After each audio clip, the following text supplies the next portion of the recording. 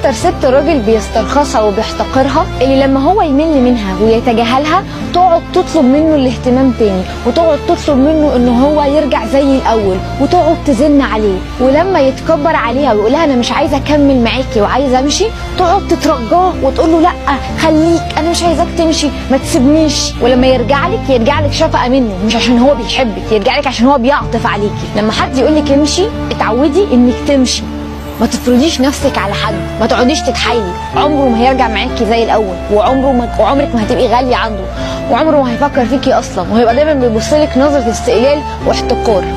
لما حد يقول لك انا هسيبك، سيبيه يمشي وشوفي حياتك وركزي فيها، شوفي الكلام ده واسمعيه وانت هتبقي عارفه نفسك، واعملي حاجه.